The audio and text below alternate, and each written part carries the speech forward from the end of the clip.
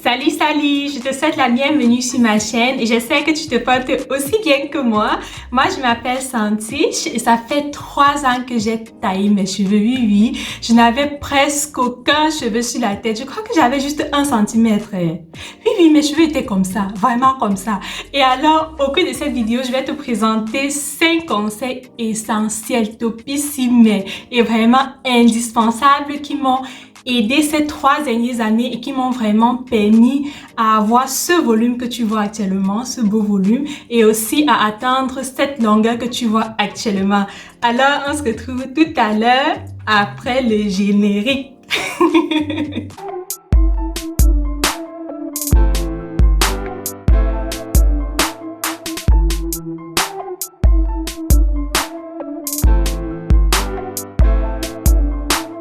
Alors, la première chose qui m'a aidé à faire pousser mes cheveux est le fait de bien choisir mes coiffures soi-disant protectrices. Je mets ça en guillemets et je ne dis rien sur ce sujet-là, sur ces coiffures protectrices, parce que j'ai déjà préparé une vidéo sur ce sujet-là qui viendra très bientôt. Alors, par coiffure protectrice, on entend souvent parler des nattes. Certaines entendent par coiffure protectrice des tissages, des perruques, il y a encore quoi? Il y a aussi des locks. Donc, toutes ces coiffures-là, toutes ces coiffures africaines qu'on peut faire avec nos cheveux. Vrai, si vous voulez une pousse de cheveux à la longue, il faut éviter les coiffures protectrices. Parce qu'elles ne sont pas du tout protectrices. Mais quand je dis éviter des coiffures protectrices, ça ne veut pas dire que vous devez le bannir pour toute votre vie. Si vous voulez que vos cheveux poussent, vous ne devez pas en faire. Non. Ce n'est pas ça. Vous pouvez bien faire des coiffures, changer de style quand vous le voulez. Mais je vous conseille vraiment de chercher un coiffeur ou bien une coiffeuse qui sait manipuler le cheveu crépus et qui sait vraiment coiffer. C'est pas parce qu'on sait tourner les mains pour faire des nattes ou bien tourner les mains pour piquer des rastas qu'on sait forcément coiffer. Savoir coiffer pour moi, c'est-à-dire, ça veut en fait dire bien manipuler le cheveu, respecter le cheveu et prendre le cheveu de telle manière qu'il ne se casse pas. Et aussi pour le client, donc pour la personne qui se coiffe, pour avoir une pousse à la longue, il faut aussi entretenir ses cheveux même quand on porte des coiffures protectrices. Et aussi faire des soins avant de poser cette coiffure protectrice et forcément aussi après avoir enlevé cette coiffure protectrice. Et à toutes celles qui aimeraient changer de style, je conseille aussi de ne pas garder votre coiffure, peu importe s'il s'agit des rastas, des nattes, des crochet braids ou bien des locks. Vraiment, ne gardez pas cette coiffure plus d'1 mois. Parce que même si vous apportez des soins à vos cheveux pendant ces 1 mois-là, ça ne suffira pas. Vous pouvez apporter des soins à vos cheveux, mais le cheveu ne va pas vraiment bien absorber le soin puisqu'il est emballé dans des mèches, il est emballé dans des extensions. Donc, c'est vraiment nécessaire de porter sa coiffure juste pour un certain temps et de l'enlever. Non seulement pour que le cuir chevelu puisse respirer, puisse être en paix, mais aussi pour que vous ayez la possibilité d'apporter les soins nécessaires à votre cheveu. Vous imaginez quand vous avez par exemple des rastas, vous ne pouvez pas faire un masque hydratant à vos cheveux. Comment vous allez poser le masque sur les rastas? Est-ce que ça c'est pas possible? Donc, vraiment, limitez la portée de vos coiffures protectrices. C'est vraiment super important. Alors, la deuxième chose qui m'a vraiment aidé à faire pousser mes cheveux est le fait d'éviter le peigne. Bref, je n'ai pas en fait envie de dire bannir le peigne, mais vraiment éviter le peigne. Parce que le peigne là, ça casse les cheveux. Ça casse les cheveux. Je crois, depuis que j'ai commencé ma routine capillaire, donc ça fait déjà 3 ans, oui, 3 ans, j'utilise très rarement les peignes. Là, par exemple, pour réaliser cette coiffure aujourd'hui, j'ai forcément eu besoin d'utiliser le peigne pour détruire mes boucles naturelles et avoir cette texture afro, quoi. Donc là, c'est vraiment nécessaire. Mais vous savez, chez nous, je vais dire dans notre culture, c'est déjà un peu normal, malheureusement, d'utiliser le peigne pour démêler les cheveux. Et vous savez comment on le fait. On met le peigne là à la racine, on tire On tire, ça fait mal, on crie, mais on trouve ça normal.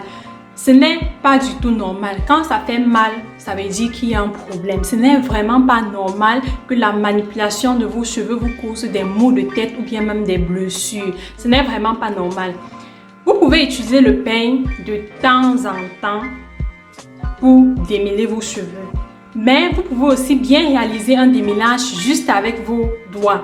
C'est vraiment possible. Et si vous n'arrivez pas à démêler vos cheveux avec le doigt, utilisez un peigne, mais un peigne à grandes dents, pas les petits peignes là. Je connais, je parle comme ça, je sais, il y a des gens, ils prennent le petit peigne là, le peigne avec lequel on fend suivant les lignes pour faire des coiffures, et ces gens commencent à peigner les cheveux avec. Vraiment, ça c'est un traumatisme qui n'est vraiment pas nécessaire. Donc vraiment, on peut s'épargner cela et commencer des pointes à la racine. On ne commence pas à peigner ici en haut comme ça, zip, zip, zip, non.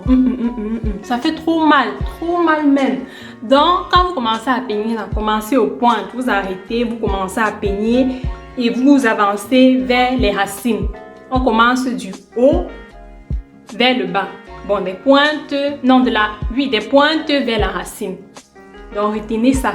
Alors, le troisième conseil que je vais vous donner pour retenir en longueur est d'éviter vraiment de manipuler ses cheveux quand ils sont secs. Quand vos cheveux sont secs, ne faites rien sur vos cheveux.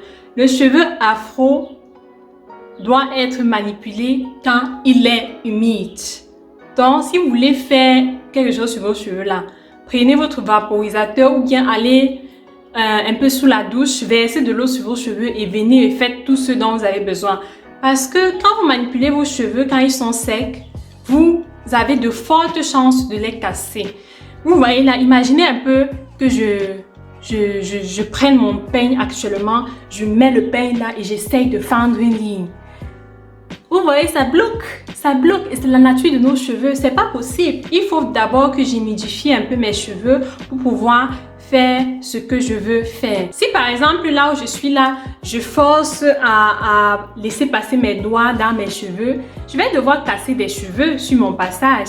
Je vais devoir les casser et vraiment c'est pas nécessaire. Si vous voulez en tout cas avoir de la pousse, il faut vraiment éviter ce geste-là. Manipulez juste votre cheveu quand il est humide.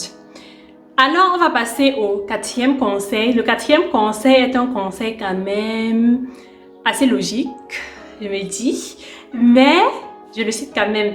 Il s'agit d'être régulier dans sa routine capillaire. C'est vraiment très important d'avoir une bonne routine capillaire et une bonne fréquence. Ça ne sert par exemple à rien si vous faites vos soins.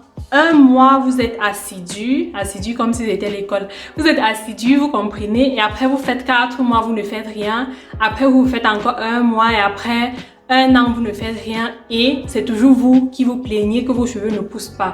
Ça ne va jamais fonctionner. C'est pas comme ça que ça fonctionne. Il faut être vraiment régulier ou bien régulière dans sa routine capillaire. Vous savez, nos cheveux-ci sont des cellules mortes. Ça veut alors dire qu'ils n'ont plus un contact direct avec le sang. Donc, nos cheveux ne peuvent plus profiter des nutriments essentiels qui se trouvent dans le sang. Donc, c'est à nous de leur apporter ces nutriments essentiels.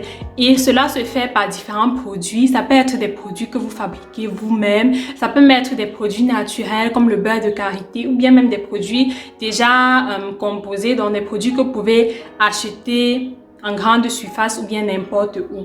Et ces soins-là, combinés à la bonne manipulation, donc au bon geste, vont vous faire avoir de la pousse à la longue. Donc, c'est vraiment super nécessaire de le faire et d'avoir une routine régulière. Alors, passons au cinquième et au dernier conseil que je vais vous donner pour une pousse de cheveux. C'est vraiment le conseil d'or. Et ce conseil, c'est la patience. Vraiment, soyez patient avec vous-même et soyez patient avec vos cheveux. Ce n'est pas parce que vous commencez à prendre soin de vos cheveux aujourd'hui lundi que forcément dimanche, vous devez déjà avoir 10 ou 20 cm sur la tête. C'est impossible. Le produit pour cela n'a pas encore été créé. Même si certaines personnes disent que oh, j'ai utilisé ci et ça m'a donné 4 cm en une nuit. Vrai, restez serein, restez logique, c'est pas possible. Ce n'est vraiment pas possible. nos cheveux poussent environ 1 à 2 cm par mois. Donc, vous imaginez alors que c'est pas possible de gagner une grande longueur en quelques semaines ou juste en quelques jours. Donc, vraiment, soyez patient avec vous, soyez tolérant avec vous. Vous allez faire des erreurs, vous allez apprendre et c'est comme ça la vie. On fait des erreurs et on apprend. Et surtout aussi, évitez de vous comparer avec X ou bien Y ou bien même avec moi. Parce que chacun a son type de cheveux. Vous ne devez pas vous comparer avec une personne. Vous devez vous comparer avec la personne que vous avez été hier. Donc, si vous voulez comparer l'état de vos cheveux actuels, comparez-les à l'état de vos cheveux d'hier, à l'état de vos cheveux il y a 1 an, à l'état de vos cheveux il y a 3 ans. Évitez vraiment de vous comparer avec des personnes parce que ça vous stresse à la longue et ça vous fait vous sentir mal. Respectez déjà les 4 conseils que j'ai cités tout à l'heure et ajoutez à la patience. D'ici quelques mois, vous allez voir que vos cheveux vont pousser tranquillement. Sur ceci, je vous remercie de m'avoir suivi jusqu'à la fin de cette vidéo. J'espère que vous avez appris quelque chose d'important. Je suis sûre que même si c'est juste un conseil, tu as appris quelque chose d'important. Dis la vérité. Écris en commentaire ce que tu as appris. Dis ta vérité. Donc, on se retrouve alors une prochaine fois pour un nouveau sujet, pour une nouvelle vidéo. Entre-temps, portez-vous bien, prenez soin de vous. Bye!